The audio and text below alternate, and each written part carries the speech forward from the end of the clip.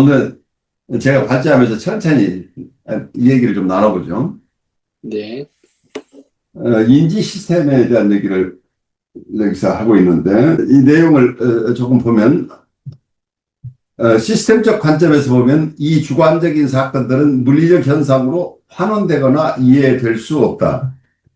신경과 전문의가 관찰한 뇌의 신경세포 활동에 해당하는 마음의 경험과 동일시할 수는 없다. 제 아무리 섬세하고 정밀한 도구를 할지라도 피실험자의 감각을 관찰하게 할 수는 없다.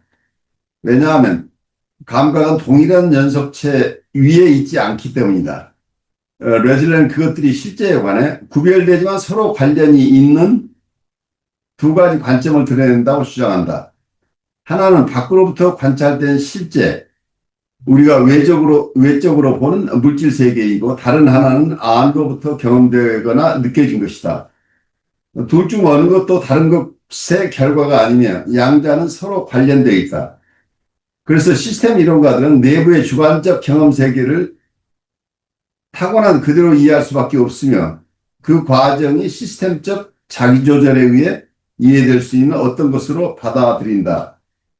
여기서 인지 시스템은 The Cognitive System이라고 원문은 적고 있는데, 많은 생학자들이 유물론 중심으로 세계를 이해를 하죠. 그 물질과 정신이라고 얘기할 때는 모든 심리 현상도 물질을 이해함으로써 우리 심리까지 이해할 수 있다고 하는 어떤 그런 생각을 가지고 있는 거죠. 그분들이 의식적이시죠. 이건 그런 전제가 돼 있는 거죠. 그래서 뇌의 활동을 뇌에서 일어나고 있는 현상을 잘 이해하기만 하면 우리의 정서나 생각까지도 다 이해할 수 있다고 생각을 하는데, 이게 이러한 접근법이 어때는 우리 인간을 이해하는데 큰 장애물이 될 수 있는 거죠. 물리 현상을 가지고 우리의 정신 현상을 이해하려고 하는 건 마찬가지로 정신 현상만 가지고 물질을 이해하려고 하는 것과 같다고 보이죠. 그러니까 외부 세계와 자기의 내적 세계가 관련이 되어 있는데, 관련이 되어 있지만 관련되어 있는 방식이 굉장히 뭐라고 할까요? 여러 우의 경로를 거쳐서 상호 간의 관계를 맺고 있지만, 직접 우리의 내적 세계만 가지고 외적 세계를 이해하거나 외적 세계의 현상만을 가지고 우리의 내적인 세계를 이해할 수는 없는데, 어느 한쪽에 의해서 다른 쪽을 다 이해할 수 있다고 하는 것 자체가 좀 무리가 될 수 있는데, 그래서 우리가 가지고 있는 한계인데, 이 한계를 어떻게 극복하느냐. 그래서 인간은 자꾸 그 한계를 넘어서고 싶어 하는데 그게 어려운 것 같아요. 그래서 철학 쪽에서도 계속해서 외부 세계 중심으로 이해하는 철학과 내면 세계 중심의 철학이 끊임없이 서로 다른 얘기를 하고 있는 거죠. 그것도 통합해내지 못하고 있는 건데, 어떤 면에서는 이 상호 간의 관계를 조금 더 양쪽의 세계를 고유한 것으로 인정하면서 그 상호 간의 관계가 이해가 돼야 되는데, 어느 일방 중심으로 이해를 하려고 하는 것이 항상 무리를 가져오는 것으로 보여요. 그래서 불가에서 얘기하는 중도 이론이라고 하는 게 굉장히 중요하다고 보여요. 중관학이라고 하는 게. 양극단은 다 길이 아니라고 보는 거죠. 있다고 하는 것도 틀렸고 없다고 하는 것도 틀렸다. 있기도 하고 없기도 하다 하는 어떤 패러닥스칼한 개념. 이 우리가 패러닥스라는 말을 우리가 우리말로 뭐라고 그냥 그러죠? 어, 모순이라고 역설이라고. 이 역설의 논리학인데, 아리스토텔레스의 논리학에 우리는 너무 익숙해 있어서 아리스토텔레스가 얘기하는 논리학만이 논리학이라고 생각하고 그 이외의 생각은 미신이라거나 잘못된 생각이라고 치부하고 있는데, 인간에 대한 깊은 이해를 하기 위해서는 패러닥스칼한 논리를 우리가 터득해야만 이해가 가능하죠. 패러닥스칼한 논리를 과학적이 아니라는 어떤 그런 쪽에서 계속해서 서양 사람들이 비판하는데, 서양 사람들 중에서도 뭐라고 할 깊은 철학적인 경제에 들어간 분이나 영성적인 통찰을 가지신 분들은 동양과 같은 어프로치를 할 수밖에 없게 되는 것 같아요. 영성가들이 대부분 통합적인 이론으로 결국은 갈 수밖에 없는 거죠. 신과의 일치라고 하는 것과 우리는 인간과 신은 나누고 있는데 때문에 궁극적으로 가면 신과 인간은 하나여야 된다 하는 쪽에서 또 한쪽에서는 우리가 자연이라고 하는 것과 인간이라고 할 때 우리와 자연이란 말 네이처라고 하기도 하지만 대상이라고 얘기도 하죠. 불가에서는 아마 그걸 경계라고 하는 거죠. 나와 경계, 나와 대상으로 완전히 구별하려고 하는 이 구분의 세계가 이분법의 세계죠. 서양 사람들은 끊임없이 분리해내는 작업을 하고 있는데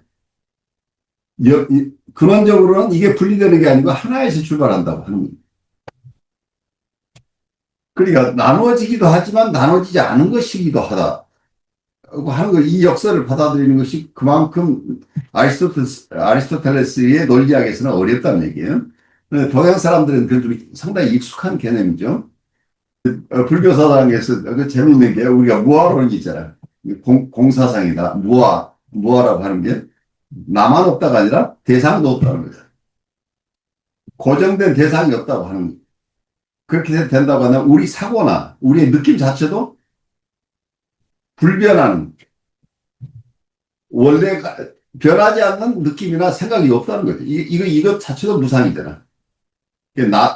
나만 무상한 게 아니고 대상도 다 무상한 것이고 우리의 생각이나 느낌, 정신적인 어떤 대상도, 정신적인 사물 자체도 무상하다는 것을 이해를 해야 되는데 그것을 우리가 이해하기 어렵고 어느 하나가 계속해서 변한다 이렇게 생각을 하는데 변한 게 아니고 새로운 것이 떠오른다는 얘기죠.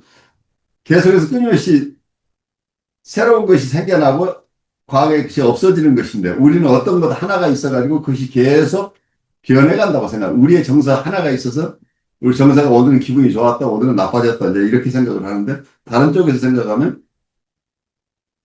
푸른 하늘에 검은 비구름이 생겼다가 나중에는 아주 흰 구름이 생겨나는데 비구름이 변해서 흰 구름이 됐느냐. 비구름이 있다가 사라졌고 흰 구름은 새로 생겨난 것인데 우리는 같은 구름이라는 이름 하에서 그 구름이 색깔이 변했다 이렇게 생각할 수 있는 거죠. 우리 생각도 어느 사람에 대한 생각 자체가 어제 가지고 있었던 생각과 오늘 가지고 있는 생각이 연속성에 있다, 컨티뉴엄이라고 생각하는 자체가 모순일 가능성이 있는 거죠. 그래서 우리는 끊임없이 뭐라고 할까요? 생로병사라고 하는 현상 자체가 우리 인간에 대해서만 생각할 게 아니라 모든 대상, 자연에 대해서도 생각을 하고 모든 것, 세상에나 어느 하나도 정지해 있는 물건이 없다. 정지해 있는 대상이 없다. 이게 아마 그리스 사람들도 그 당시에 만물을 유전한다고 얘기했던 게 만물은 변한다고 하는 개념이 동양뿐만 아니라 서양에도 있었다고 보이는데 같은 시기에 동서양이 같은 생각을 하고 있었던 것으로 보여요. 그러니까 이 세상의 모든 것들은 끊임없이 변모한다는 거죠. 그 변하고 있는 것인데 우리는 항상 변하지 않은 실체를 생각합니다. 그래서 실체론이라고 하는 것이 우리가 항상 허구라는 것을 깨달아야 되는데 그걸 깨닫기 어려운 거죠. 어제 나와 오늘에 내가 같다고 생각하는 이 개념. 여기서 우리가 벗어나기 어렵다는 거죠. 그렇기 때문에 나는 태어나서 죽는다고 하는데 생로병사의 개념을 객관적으로 이렇게 본다면 모든 것은 지금 생겨나고 한쪽에서는 죽어가잖아요. 그러니까 우리 전체로서만 볼 게 아니라 우리를 구성하고 있는 부분으로 생각한다면 우리의 세포 하나로 생각하면 오늘 계속해서 세포가 생겨나고 또 한쪽 세포는 죽어가는 거죠. 이 생로병사는 계속 일어나고 있는 거죠. 우리의 그 신체뿐만 아니라 우리한테 있는 생각도 마찬가지고 느낌도 마찬가지고 생겨났다가 없어지는 건데 이게 무상한 것인데 우리는 그 무상함을 받아들이는 게 쉽지 않은 것 같아요. 인지적으로는 이해하는 것 같은데 사실은 우리는 거기에 매여 살고 있는 거죠. 그래서 끊임없이 우리는 과거로 되돌아가고 싶어 하고 실제로 행동도 과거의 패턴에 의해서 지배를 받는 거죠. 그러니까 내가 매일 새롭게 살아가는 사람이라는 개념보다는 나는 과거를 가지고 사는 사람이라는 개념을 가지고 있기 때문에 알게 모르게 레피티션 컴펄션이라고 하는 반복 충동에 의해서 우리가 삶을 살고 있죠. 그 반복 충동에 의해서 산다고 하는 것은 우리가 성찰하지 않은 삶이라는 얘기죠. 그러니까 소크라테스가 생각했던 것처럼 성찰하지 않은 삶은 살만한 가치가 없는 삶이라고 보는데 이런 견해가. 그리고 우리는 그냥 무한 반복을 하는 반복적인 삶을 살고 있다고 한다면 의미 있는 삶이 아니라고 하는 거죠. 무한 반복이 아니라고 한다면 우리는 매번 새로운 삶을 살아가고 있다는 인식이 있어야 되고 새로운 과거에 매여 사는 삶이 아니고 새로운 삶을 우리는 그때그때 here and now에서 지금 내가 살아가고 있는 것이 내 삶이라고 하는 개념을 우리가 수용하는 것이 만만치가 않은 것처럼 보여요. 김동환님은 지금 스웨덴에서 성지순례 한 달가량 하고 계시는데 지금 중간쯤 와 계세요. 그래서 여러분 지금 스웨덴에 계시는 김동환님과 그리고 한국에 계시는 김영민님 그리고 강 목사님은 또 미국에 계시고 이렇게 여러분이 같이 모여서 얘기를 하고 있습니다.